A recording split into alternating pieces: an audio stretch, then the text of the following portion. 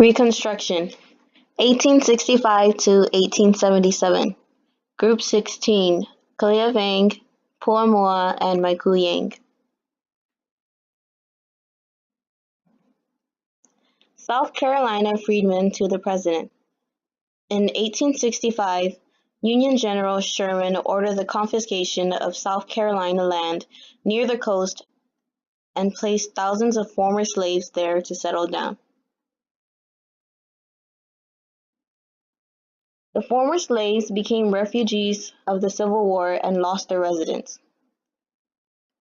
The seized land was redistributed to former slaves who had nowhere to go. Former slaves had nowhere to go, and Sherman's orders gave them a place to settle. Not only was it established to help the former slaves, it was also to help the poor Unions who lived in the South. The Freedmen Bureau, created by the Congress to help former slaves after the Civil War, was intended to help them become self-sufficient and independent. It also provided them with housing, medical attention, clothing, education, and so on.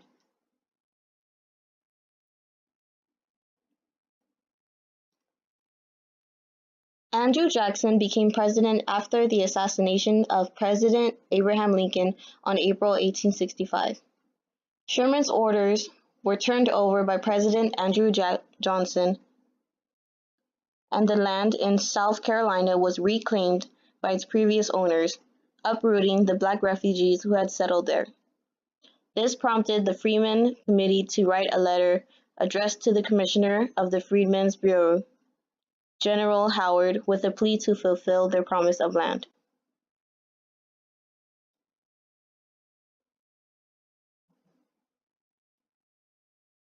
The freedmen were to give up the land they settled on in South Carolina to the former landowners and slaveholders, despite the promise of land.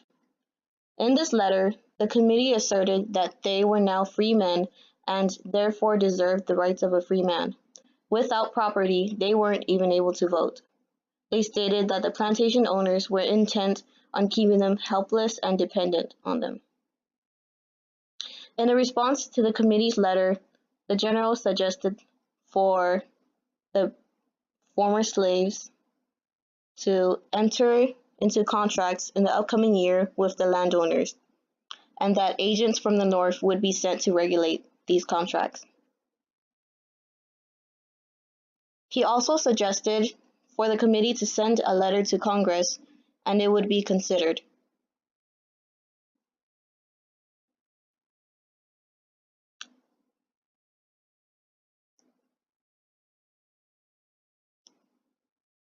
Conflicts. Racism still thrived between Union soldiers and blacks. The Bureau was not free of corruption. They also didn't have enough funds to support, and critics said that the Freedmen's Bureau had no authority or jurisdiction to redistribute the land as they saw fit. Internal conflicts within the government made the freedmen suffer.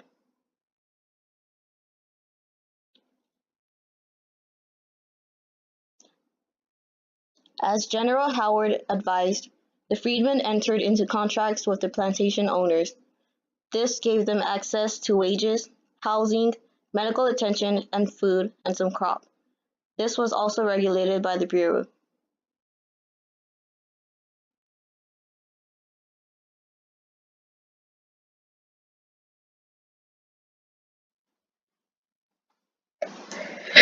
Freeman and the free market life. Freeman is a former slave that is released to be free from slavery, including all former African or partial African that lives in the United States. They are granted to be free from their owner. They could buy their own freedom or born from a free woman. Free men can own slaves because they are also free. William Ellison Jr., aka April Ellison, who was a former slave that was freed by his owner, William Ellison, on June 8, 1816. Ellison, as a free man, started his own business by repairing cotton gins' shop. His business got successful and bought slaves to work in his shop. He owned up to 63 slaves, and his three sons owned up to 9 slaves. Ellison got recognized and respected because of the large slave he owned.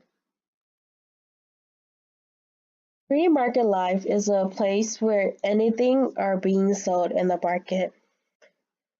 So they start selling their own crops, works to recognize their independence and economic viability. Other free men didn't want to sign a labor contract because of a possibility of having a better option. Comparing to the Louisiana planter, it shows that the African were going to work whenever they felt like it because they were not having the equipment they needed to work in the field. So the government's solution was to not hire or employ any colored people without the owner or master's permission, and all the African would be arrested and returned back to their owner if they were to leave without the owner's permission. Which brings me to Rudder and Town to Lincoln. The picture on the right shows the letter of Don Carlos Rudder, who is a free man at Saint Helena, South Carolina. He wrote a letter to Abraham Lincoln saying that he doesn't want the land he is living to be sold. But Rudder is asking Lincoln to not sell the land because he had grown his own crops on the land. Rudder worked hard on growing the crops and would be a waste to sell the land to someone else who is not willing to take care of it.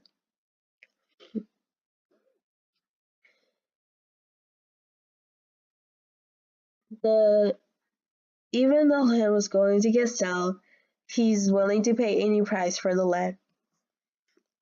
The colored people shouldn't have to fear for the land to be taken away from them. By growing their own crops, they can maintain how to provide for their family.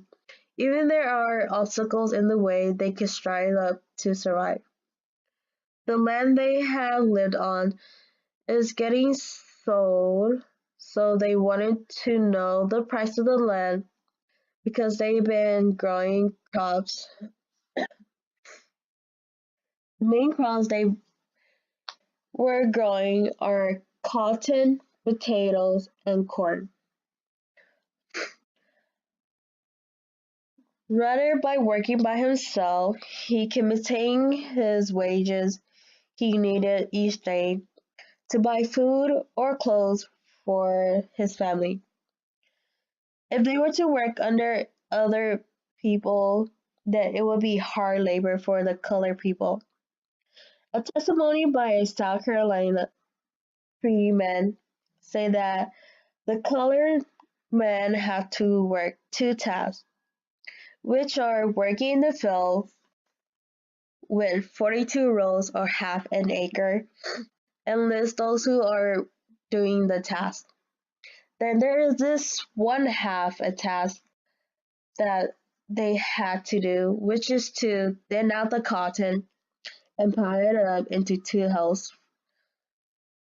From doing the work out in the field, they work morning till night, so sunrise until sundown.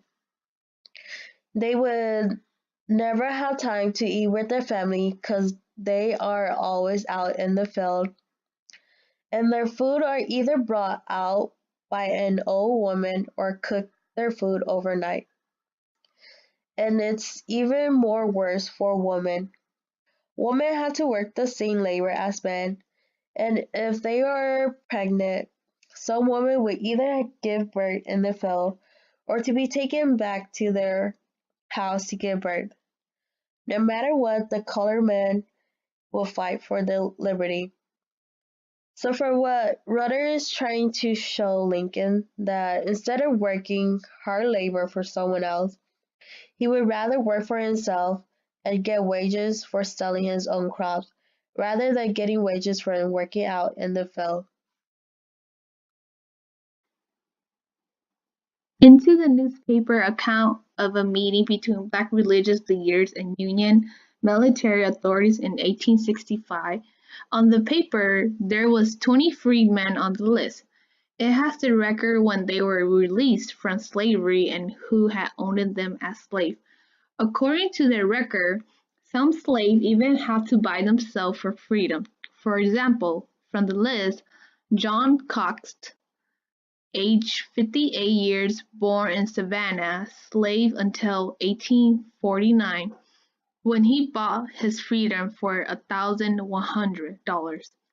For some freemen, they were slaves until the Union Army came and had to free them. Apart from that, a chosen man named Garrison Fraser, a freedman who bought himself and wife by paying 1,000 in gold and silver to be the one to express about the matters. There was 12 questions were asked, and Garrison gave his opinions what is right about slavery overall. One question out of 12 was asked, and it says, What do you understand by slavery and the freedom that was to be given by the President's proclamation? His answer was, slavery is receiving the work of another man and not by his consent. The freedom, as I understand it, promised by the proclamation, is taking us from under the yoke of bondage and placing us where we could reap the fruit of our own labor, take care of ourselves, and assist the government in maintaining our freedom. The Black Codes.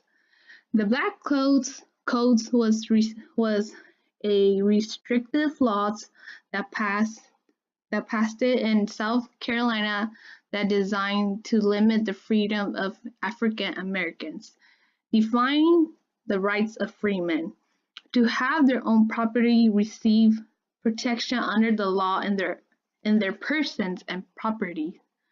Even though the law was passed, the marriage between a white person and a person in color are still illegal. It also banned African Americans from most firearms, even by making or selling liquor. In the end of the Reconstruction era was on March 31st, 1877. President Rutherford B. Hayes was the one that led the country through the end of the Reconstruction areas by withdraw the last federal troops from the South. For that, it ended slavery and African American will have their freedom, citizenships, and constitutional equality.